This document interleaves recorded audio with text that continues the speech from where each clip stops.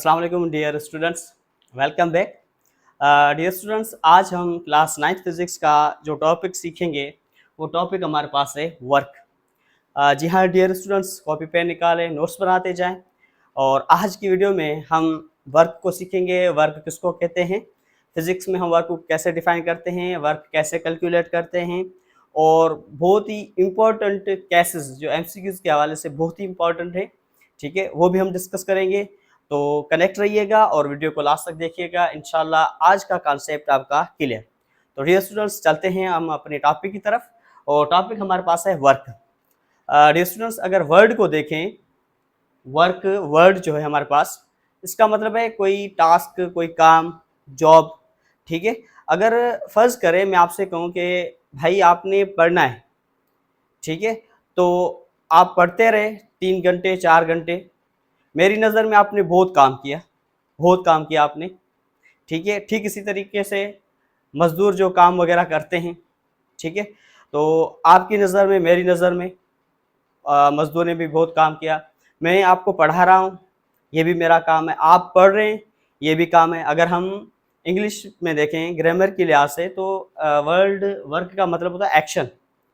तो यहाँ पर फिज़िक्स में हम वर्क को ऐसे डिफाइन नहीं करेंगे कि कोई भी टास्क आप सारा दिन पढ़ते रहें, सारा दिन पढ़ते रहें। 24 घंटे में से अगर आपने 18 घंटे स्टडी की, तो मेरे नज़र में आपने बहुत कुछ पढ़ा, आपने बहुत ज़्यादा जो है ना वो काम किया। पापा की नज़र में भी आपने बहुत सारा काम किया, भाई की नज़र में भी आपने बहुत सारा काम किया, लेकिन फिज़िक्स की नज़र में आपने कुछ नहीं किया। जी हाँ, यही तो मसला है कि वर्क को हम जैसे डिफाइन करते हैं डेली लाइफ में, वैसे फिज़िक्स कहती है ऐसा कुछ भी नहीं है। वर्क कब होगा, ठीक है। तो हम स्टार्ट करते हैं, वर्क को सीखते हैं। याद रखिएगा, देखिए मैंने आपको पहले भी बताया था, जो हम आम टास्क करते हैं वो वर्क नहीं होता फिज़िक्स की दुनिया में। फिज़िक्स कहती है कि वर्क ऐसे नहीं होता, हमारी दुनिया कुछ अलग है। हम फिज़िक्स में वर्क को कुछ अलग से डिफाइन करते हैं। तो किस मेथड से, किस तरीके से हम डिफाइन करते हैं वर्क को, हम चलते हैं अपने टॉपिक की तरफ। तो डियर स्टूडेंट्स, अब देखें, सबसे पहले अगर हम देखें कि फिज़िक्स में वर्क का कॉन्सेप्ट किसने दिया था, concept of work in physics, physics में वर्क का पहले पहले कॉन्सेप्ट किसने दिया था। तो डियर स्टूडेंट्स, एक साइंटिस्ट था, ठीक है, जिसका नाम था गैस्पर गैस्पर कोरियोलियस। ये एक साइंटिस्ट था, ठीक है, जिसने वर्क का पहले पहले कॉन्सेप्ट दिया था कि वर्क को आप ऐसे डिफाइन करेंगे। बात समझ में आ रही है। तो गैस्पर कोरियोलियस एक साइंटिस्ट था जिसने वर्क को इंट्रोड्यूस किया, वर्क को डिफाइन किया कि भाई फिजिक्स में आप वर्क को ऐसे डिफाइन करते हैं। कैसे इसने डिफाइन किया था, अब हम चलते हैं वर्क की तरफ। तो डियर स्टूडेंट्स, मैंने आपको पहले समझाया था कि वर्क ये नहीं होता कि कोई भी आप टास्क कर रहे हैं। फिजिक्स में हम वर्क को कैसे डिफाइन करते हैं। तो let's start. Dear students, first करें, ये मेरे पास एक बॉक्स है। अब मैं क्या करता हूँ, जिस पोजीशन पर है इस पोजीशन को हम नाम देते हैं ए। मैं चाहता हूँ कि ये पोजीशन बी पर आए। ए पोजीशन पर ये बॉक्स है, कोई ऑब्जेक्ट है, ठीक है, कंसीडर कर ले कोई ऑब्जेक्ट है, और ये ऑब्जेक्ट किस पोजीशन पर है, ए पोजीशन पर है। मैं चाहता हूँ कि ये बी पर आए, तो मैं क्या करूँगा, आप बोलेंगे सर आप इसके ऊपर सिंपल फोर्स लगा दें, आप इसके ऊपर फोर्स लगा दें, ये मूव करेगा, ये कुछ डिस्टेंस कवर करेगा। तो आपका आंसर बिल्कुल सही है। फर्स्ट करें, मैंने इसके ऊपर फोर्स लगाई और इसने कुछ डिस्प्लेसमेंट कवर की, इसने कुछ डिस्टेंस कवर किया, ठीक है। वो हमारे पास जो डिस्प्लेसमेंट है वो क्या है, डी है, और ये आ गया कहाँ पर, ये पोजीशन बी पर आया। अब डियर स्टूडेंट्स देखें, अब देखें, आपने इस ऑब्जेक्ट के ऊपर फोर्स लगाई और ऑब्जेक्ट ने मूवमेंट की, हरकत की और कुछ डिस्प्लेसमेंट कवर की। किस डायरेक्शन में की, ऊपर की नहीं, नीचे की नहीं, क्या फोर्स की अपोजिट डायरेक्शन में की नहीं। आप बोलेंगे सर जिस डायरेक्शन में आप फोर्स लगा रहे हैं उसी डायरेक्शन में ऑब्जेक्ट मूव कर रहा है, उसी डायरेक्शन में कुछ डिस्प्लेसमेंट कवर हो रही है। बात समझ में आ रही है।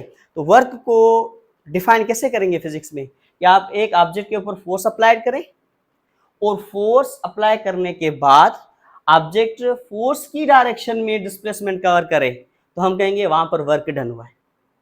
बात समझ में आ रही है? वर्क कब होगा? जब आप फोर्स लगाएं और फोर्स लगाने के बाद ऑब्जेक्ट कुछ डिस्प्लेसमेंट कवर करें, तब होगा वर्क। डियर स्टूडेंट्स, अगर हम मिलकर इस बोर्ड के ऊपर फोर्स लगाएं, अगर हम डेली लाइफ में देखें तो हम अपना काम कर रहे हैं, लेकिन फिजिक्स कहती है आपने कुछ नहीं किया भाई, आपने कोई काम नहीं किया। क्यों? क्योंकि आप फोर्स तो लगा रहे हैं लेकिन डिस्प्लेसमेंट कवर नहीं हो रही, ऑब्जेक्ट अपनी पोजीशन चेंज नहीं कर रहा। तो वर्क कब होगा फिजिक्स में? वर्क तब होगा जब आप किसी भी ऑब्जेक्ट के ऊपर फोर्स लगाएं और ऑब्जेक्ट फोर्स की डायरेक्शन में डिस्प्लेसमेंट कवर करें, उसको हम वर्क कहते हैं। सिंपल, आसान। अब देखिए डियर स्टूडेंट्स, अब हम इसकी डेफिनेशन लिखेंगे। तो डेफिनेशन कैसे लिखेंगे? When force applied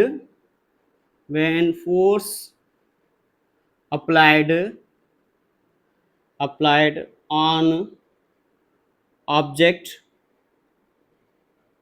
and object covers some displacement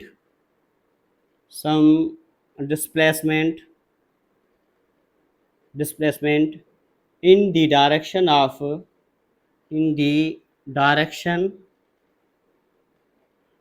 force, then work will be done. तो फिजिक्स में वर्क ऐसे होगा डियर स्टूडेंट्स, मेरे प्यारे स्टूडेंट्स, वर्क ऐसे होगा।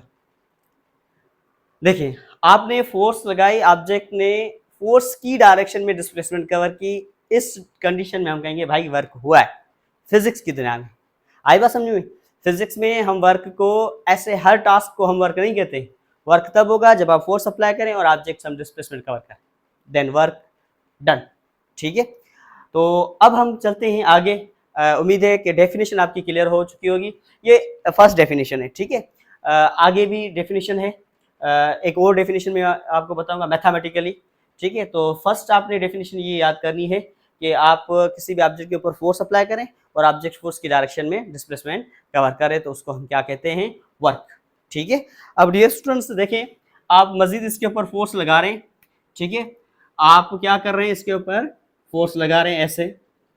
ठीक है, और फोर्स हमारे पास क्या है? फोर्स हमारे पास एक वेक्टर क्वांटिटी है।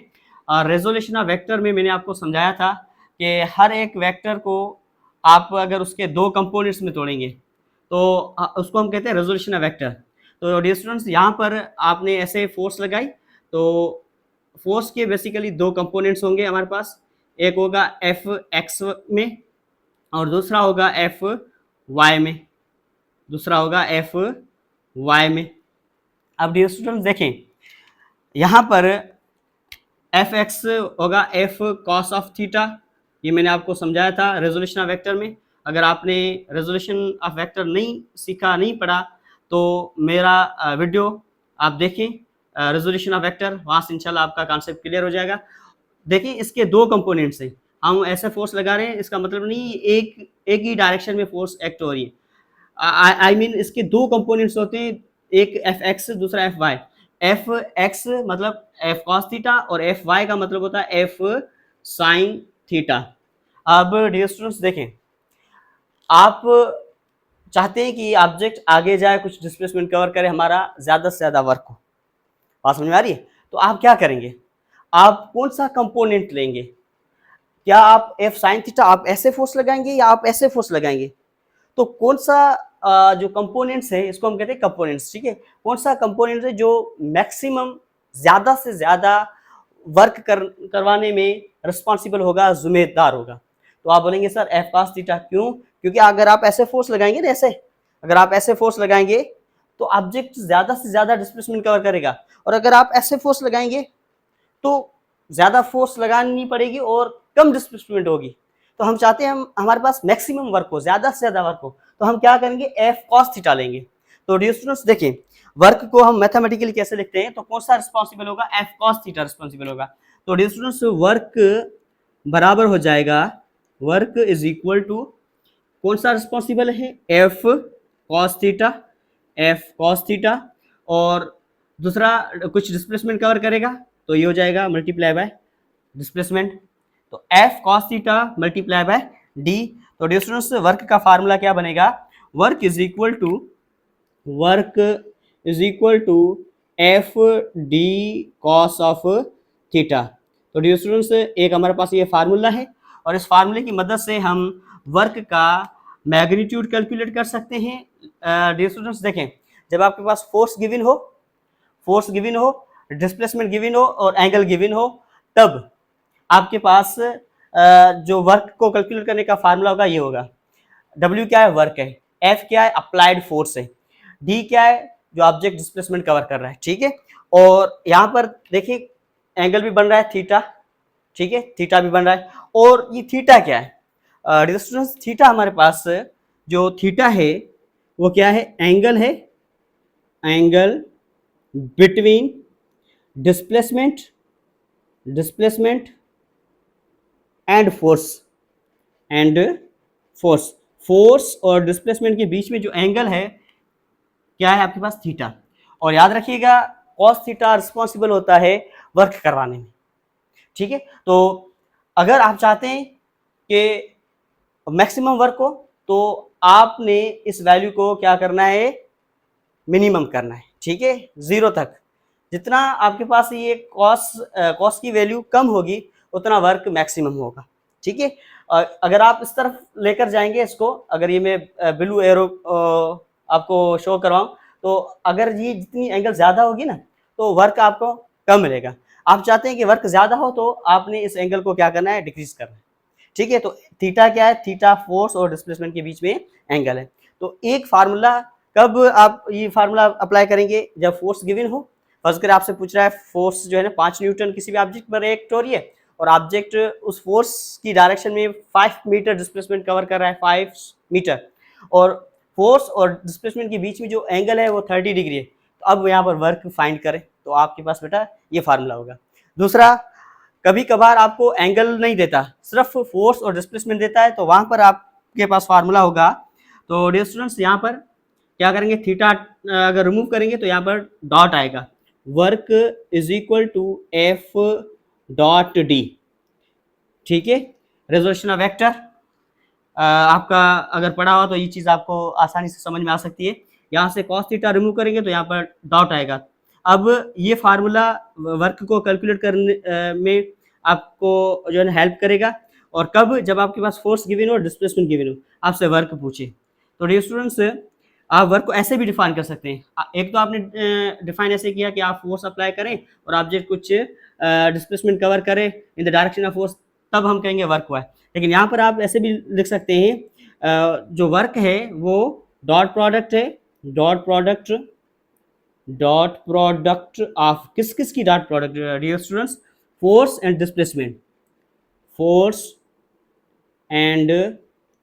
डिस्प्लेसमेंट। तो डियर स्टूडेंट्स फोर्स और डिस्प्लेसमेंट की जो डॉट प्रोडक्ट है उसको भी हम क्या कहते हैं, वर्क कहते हैं। एक फार्मूला, ये दूसरा, जब एंगल गिवन हो ये वाला फार्मूला, जब आपके पास फोर्स और ओनली डिस्प्लेसमेंट गिवन हो तो ये वाला फार्मूला। तो डियर स्टूडेंट्स ये इसका हुआ क्या फार्मूला, ये हमारे पास क्या हुआ इसका फार्मूला। अगर हम एसआई यूनिट की बात करें तो एसआई यूनिट क्या होगा इसका। तो डियर स्टूडेंट्स देखें, एसआई यूनिट अगर हम बात करें एसआई यूनिट की, एसआई यूनिट, तो डियर स्टूडेंट्स फोर्स का बनेगा क्या, न्यूटन, फोर्स का dear students newton into displacement का मीटर। मैं रिपीट करता हूं डियर स्टूडेंट्स, फोर्स का बनेगा न्यूटन और डिस्प्लेसमेंट का बनेगा मीटर, ठीक है। डिस्टेंस और डिस्प्लेसमेंट में मैंने आपको समझाया था, डिस्प्लेसमेंट का यूनिट क्या होगा, मीटर, क्योंकि लेंथ है। अब डियर स्टूडेंट्स ये न्यूटन इनटू मीटर, ये डियर स्टूडेंट्स इक्विवेलेंट होता है किसके, इक्विवेलेंट होता है जूल के, किसके, जूल के, और जूल की सिंबल क्या है, जे। आई बात समझ में। तो ऐसा यूनिट क्या होगा, जूल, क्या होगा, जूल। तो डियर स्टूडेंट्स इसके बाकी भी यूनिट है, अदर यूनिट की अगर हम बात करें, अदर यूनिट इसका एक और भी यूनिट है, ठीक है। वो यूनिट हमारे पास है अर्ग, क्या है, अर्ग। ये भी इसका यूनिट है, मेगा जूल भी है, गीगा जूल भी है, मेगा जूल, गीगा जूल, ठीक है, ये सारे इसके यूनिट है। डियर स्टूडेंट्स, अब देखें आपके पास इसका यूनिट क्या बना, जूल बना, इसका यूनिट क्या बना, जूल बना। अब डियर स्टूडेंट्स यहाँ पर आप देखें जो न्यूटन मीटर है वो इक्विवेलेंट किसके, जूल के। अब जूल को आप कैसे डिफाइन करेंगे, जूल को आप कैसे डिफाइन करेंगे ये भी देखें, ये भी मैं आपको बता देता हूं कि जूल क्या होता है।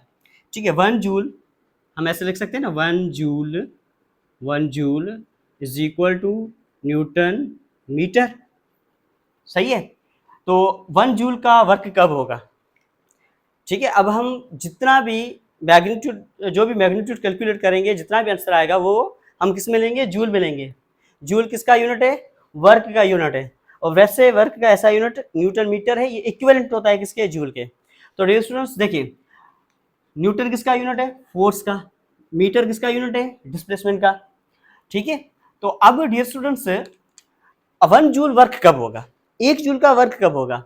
डियर स्टूडेंट्स अगर आप एक ऑब्जेक्ट के ऊपर फोर्स एक्ट कर रहे हैं 1 न्यूटन की, कितने की, 1 न्यूटन की, एक ऑब्जेक्ट के ऊपर आप फोर्स एक्ट कर रहे हैं कितने न्यूटन की, 1 न्यूटन की, और ऑब्जेक्ट डिस्प्लेसमेंट कवर कर रहा है 1 मीटर, फोर्स भी आपने लगाई और फोर्स की डायरेक्शन में ऑब्जेक्ट ने डिस्प्लेसमेंट भी कवर की।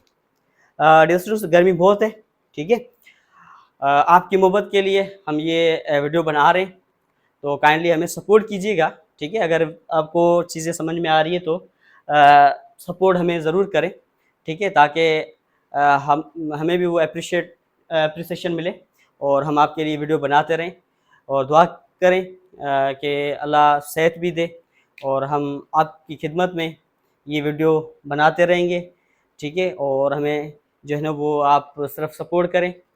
गर्मी बहुत है, बहुत गर्मी ज़्यादा है, लेकिन फिर भी आपकी मोहब्बत में ये वीडियो हम बना रहे हैं। तो रेस्टोरेंट्स अब आपने फोर्स भी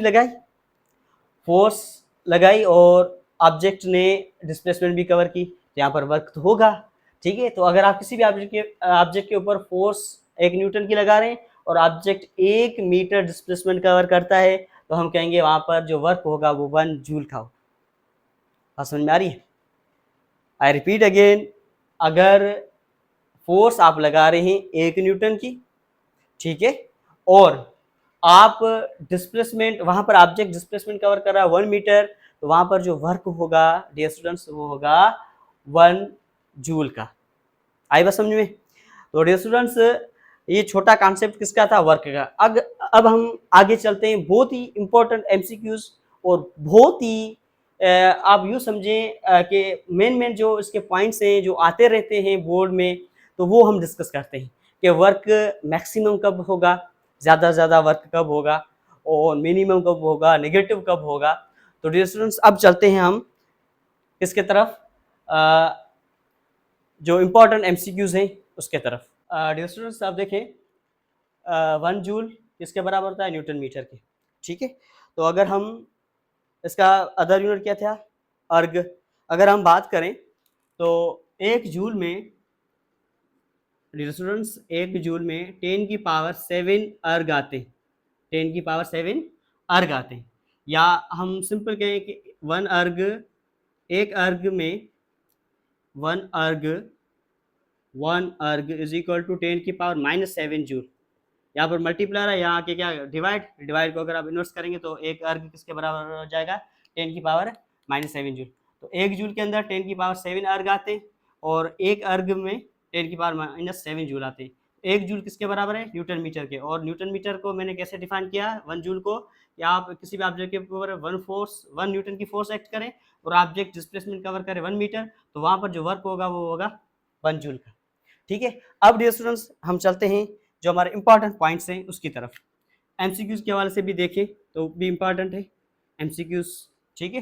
तो डियर स्टूडेंट्स फर्स्ट जो केस है वो ये है, if theta is equal to 0 degree, और थीटा किसके बीच में, फोर्स और डिस्प्लेसमेंट के, ठीक है। तो हम कह सकते हैं वहाँ पर आपके पास जो वर्क होगा वो क्या होगा, मैक्सिमम होगा, वो वर्क क्या होगा, मैक्सिमम।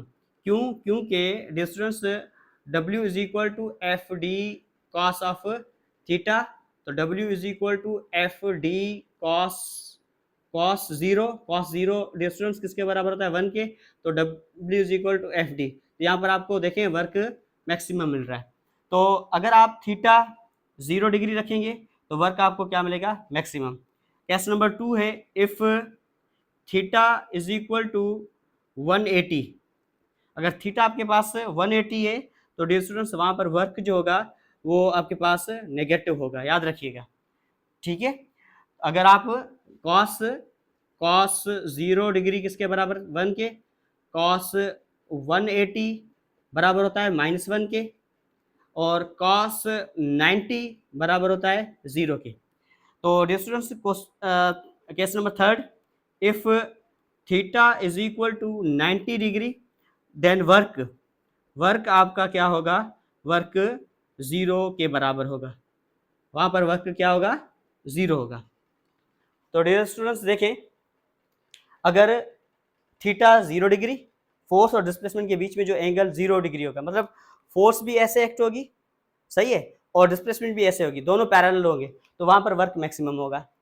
अगर थीटा आपके पास 180 डिग्री है, ठीक है, मतलब फोर्स आप ऐसे एक्ट कर रहे हैं, डिस्प्लेसमेंट अपोजिट डायरेक्शन में क्या हो रही है, कवर हो रही है। रिपीट करता हूं, फोर्स और आपके पास डिस्प्लेसमेंट दोनों की डायरेक्शन अपोजिट होगी, तो वहां पर एंगल कितना बनेगा, 180, तो वहां पर वर्क कितना होगा, नेगेटिव, ठीक है। इसकी मिसाल मैं ऐसे दूंगा, अगर आप फर्ज करें किसी बाल को फर्श के ऊपर थ्रो करें, ठीक है, तो फ्रैक्शनल फोर्स उसके ऊपर एक्सर्ट होगी अपोजिट डायरेक्शन में, मोशन अगर बाल की फॉरवर्ड होगी तो force of fraction opposite direction में, एंगल कितना होगा, 180, तो वहां पर वर्क क्या होगा, नेगेटिव।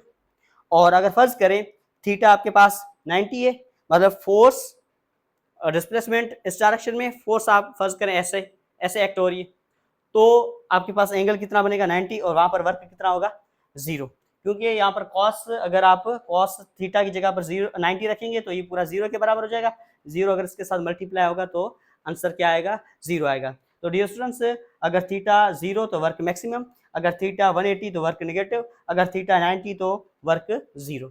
तो डियर स्टूडेंट्स, उम्मीद है ये चीज़ें आपको समझ में आ गई होगी, और वर्क का जो कॉन्सेप्ट है वो क्लियर हो चुका होगा। तो इंशाल्लाह मिलेंगे नेक्स्ट वीडियो में, तब तक के लिए अपना ख्याल रखिएगा, खुदा हाफिज़।